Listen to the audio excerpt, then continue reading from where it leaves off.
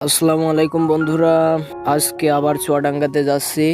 গত কয়েক মাস আগে আমার এক বড় ভাই রয়্যাল এনফিল্ড মিটিওর ভার্সনটা অর্ডার দিয়েছিল, তাই যাচ্ছি চুয়াডাঙ্গা শাখার রয়্যাল এনফিল্ড শোরুমে প্রসেসিং কত দূর কি হয়েছে সেটা দেখতে।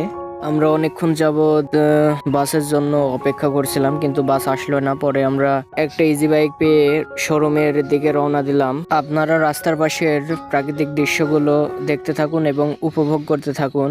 যদিও আমার ফোনের ক্যামেরা ভালো না, মানে স্টেবিলাইজেশন ভালো না, তাই প্রচুর শেকিং হচ্ছে। বুঝতেই তো পারছেন, কম দামের ফোন, ক্যামেরার কতই বা ভালো হবে। আপনারা একটু মানিয়ে নিয়েন।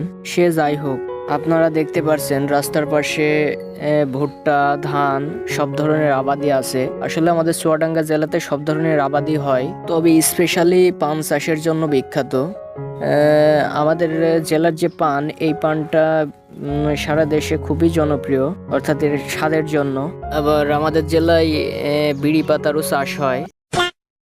দেখতে দেখতে আমরা ফার্স্ট ক্যাপিটাল ইউনিভার্সিটি অফ বাংলাদেশের বিল্ডিং এর কাছেই চলে এসেছি, যেটি মেন রোডের পাশেই। সামনে ঘোড়ামারা ব্রিজ। এই ব্রিজটির নাম যে কেন ঘোড়ামারা ব্রিজ হয়েছে আমি এটা নিজেও জানি না। এখানে আদৌ কি ঘোড়া মরেছিল নাকি না কিছুই জানি না। ইতিমধ্যে একাডেমির মোড়ে পৌঁছে গেছি। এখান থেকে যেতে আনুমানিক আর 5 মিনিট মতো সময় লাগবে। আপনারা পাশে দেখতেই পারছেন, এখানে আমাদের মেন শহরে ফ্লাইওভার তৈরি করা হচ্ছে, তাই গাড়ি ঘোড়া খুবই ধীর গতিতে চলছে। ফ্লাইওভারটি রেল বাজার থেকে শুরু করে একেবারে বড় বাজার পর্যন্ত হবে। এখন আমি রয়্যাল এনফিল্ডের কিছু তথ্য দিই।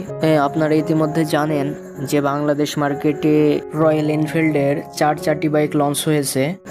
একটা হচ্ছে রয়্যাল এনফিল্ড ক্লাসিক, বুলেট এবং হান্টার। আর যেটি টপ ভার্সন সেটি হচ্ছে রয়্যাল এনফিল্ড মিটিওর, যেগুলোর সব কয়টিই 350 সিসির। আমরা মিটিওর ভার্সনটাই অর্ডার দিয়েছি। রাস্তার বাম পাশে চুয়াডাঙ্গা টাউন ফুটবল মাঠ, এখানে মাঝে মাঝে খেলা হয় এবং কোনো কোনো ইভেন্টে মেলাও বসে। আমরা যেতে যেতে হঠাৎ করে এখানে দেখতে পাই এক আঙ্কেল গরমজনিত কারণে অসুস্থ হয়ে পড়েন। এক কথায় তিনি হিট স্ট্রোক মতো করেন। এক পর্যায়ে মাথায় পানি দিলে তিনি সুস্থ হয়ে ওঠেন। পরবর্তীতে তিনাকে টুলে বসিয়ে আরো পানি দেওয়া হয় এবং একটু রেস্ট নিতে বলা হয়। এই যে গরম আসছে, এই গরমে মানুষের মধ্যে এই সমস্যাটাই বেশি হবে। আর আমাদের জেলায় তো সর্বোচ্চ তাপমাত্রা রেকর্ড করে। দেখতে দেখতে আমরা বড় বাজারে চলে এসেছি।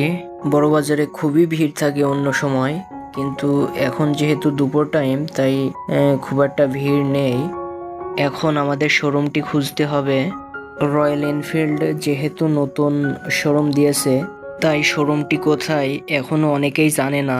তবে আমি জানতে পেরেছি যে এটা ইসলামী ব্যাংকের কাছেই। তাই আমরা যদি ইসলামী ব্যাংকের কাছে যেতে পারি তাহলে হয়তো শোরুম পর্যন্ত পৌঁছাতে পারবো। এজন্য এক বড় ভাইকে এই বিষয়ে জিজ্ঞাসা করলে তিনি আমাদেরকে ডাইরেক্ট শোরুমের লোকেশনই বলে দেন। আর শোরুমটি নাকি যাওয়ার পথে রাস্তার বাম সাইডেই পড়বে। তাই আমি অনেক উত্তেজনা নিয়ে রাস্তার বাম সাইডেই দেখতে দেখতে যাচ্ছি। ওই তো সামনেই দেখা যাচ্ছে রয়্যাল এনফিল্ডের ব্যানার টাঙানো আছে। এটি হচ্ছে আমাদের সেই কাঙ্ক্ষিত showroom. Finally we reached and now we will enter. আমরা প্রবেশ করার পরেই দেখলাম যারা শোরুমের দায়িত্বে আছে তারা বসে আছে। অর্ডারের রিসিট দেখানোর পরে তারা বললেন এই বাইকটা ঈদের পরে শিফটিং হবে, আপনারা ঈদের পরে পেলেও পেতে পারেন। আপনারা এখন যে বাইকটা দেখছেন সেটা হচ্ছে রয়্যাল এনফিল্ড ক্লাসিক। ক্লাসিক আর বুলেটের মধ্যে তেমন কোনো পার্থক্য নেই, আউটলুকিং রয় সেম। ক্লাসিকটা লং রুটের জন্য বেশি ভালো কম্পেয়ার টু বুলেট। ওই পাশে 2 কালারের 2টি হান্টার রাখা আছে। আর এটি হচ্ছে বুলেট, যেটার কথা আগেই বললাম। এখন আমরা চলে যাব আমাদের মেন আকর্ষণে, যেটা রয়্যাল এনফিল্ড মিটিওর। এটার কালারটা ছিল খুবই গর্জিয়াস, খুবই সুন্দর লাগছিল। এই গাড়িগুলোর মেন আকর্ষণ হচ্ছে ইঞ্জিনটা সেই বড় ছিল, মানে শুধু মিটিওর না, সবগুলো গাড়িরই ইঞ্জিনটা খুবই বড় ছিল। আর গাড়িটার ওয়েটও খুব বেশি, যার ওজন 190 কেজি।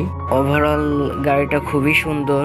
গাড়িটা অনেকেরই পছন্দ হবে, আবার অনেকেরই হবে না, কারণ পছন্দ জিনিসটাই তো আপেক্ষিক। আপনারা যদি এই গাড়ির রিভিউ দেখতে চান তাহলে আমি অবশ্যই একটা ভিডিও বানাবো।